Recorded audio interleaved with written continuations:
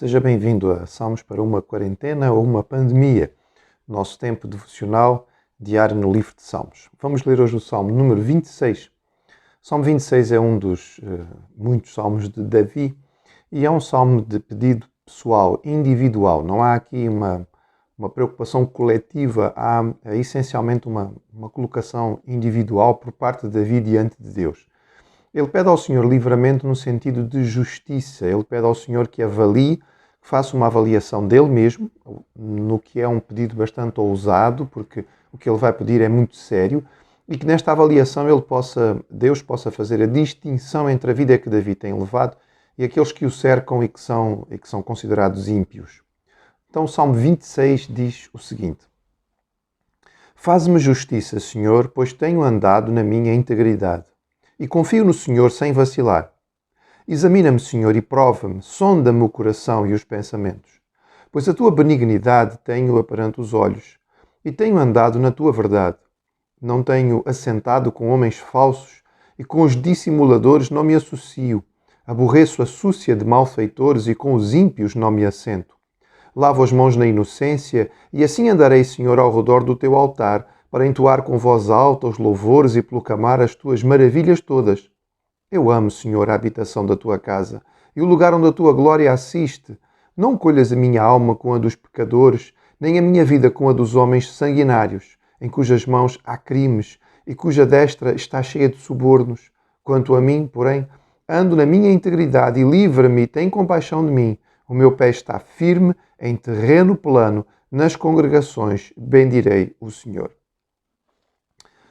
Vemos então aqui um pedido pessoal que podemos dizer que demonstra uma ousadia significativa. Ele tem coragem de pedir a Deus que o examine, que o avalie. Ele diz mesmo, Senhor, sonda-me, não é? É uma expressão que nós gostamos de usar.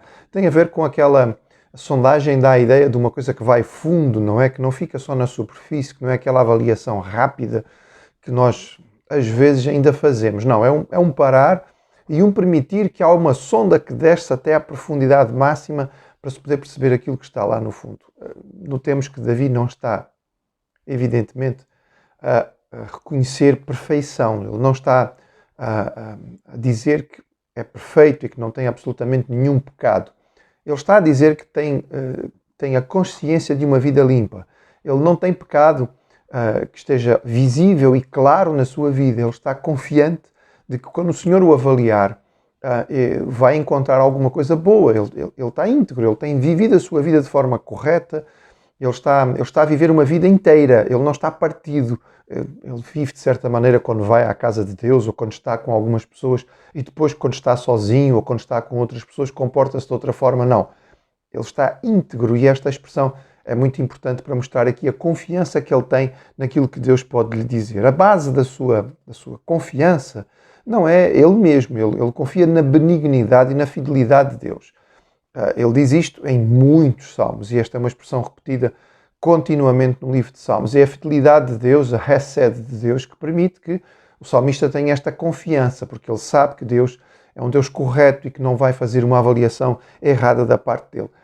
Não conseguimos ler os versículos, por exemplo, 4 e 5, sem ter uma lembrança do capítulo 1, não é? Do Salmo 1, que diz: bem-aventurado o homem que não se assenta na roda dos escarnecedores.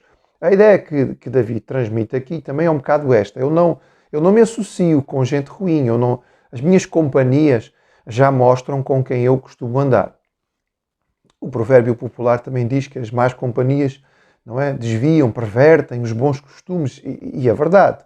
O livro de Provérbios repete isto com muita frequência, que devemos ter cuidado com as pessoas com quem andamos. Isso não quer dizer que nós não podemos estar em certos locais onde vamos estar como luz. Jesus andou no meio dos pecadores e dos publicanos, mas ele não fez deles o seu círculo íntimo de amizade. Aqueles que eram próximos de Cristo, os seus discípulos, eram aqueles que tinham se convertido, aqueles que tinham compreendido quem Jesus era, aqueles que buscavam uma vida diferente em Jesus. É claro que Davi reconhece e ele diz que ele não anda no meio dos ímpios, ele não se associa com as pessoas que andam fazendo mal, os malfeitores, as pessoas que têm um mal palavreado, que têm um tipo de conversa que é ruim, a sua mentalidade é sempre negativa, a sua forma de avaliar é má. se nós nos cercarmos destas pessoas, evidentemente que as coisas vão correr mal. Quem diz isto, em termos de pessoas, hoje em dia nós precisamos falar em termos de meios sociais, seja redes sociais, seja programas de televisão.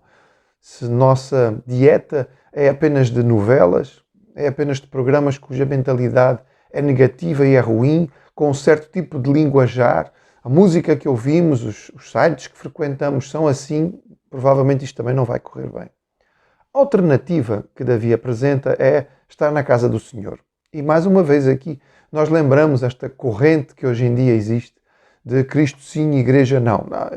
Eu amo Jesus, faço o meu culto, a minha devoção, mas não preciso da igreja. A igreja tem muita coisa ruim, a igreja tem muita coisa má, não gosto daquele pastor, não aprecio aquelas pessoas ou aqueles membros. Se as pessoas vivem daquela maneira, não me interessa.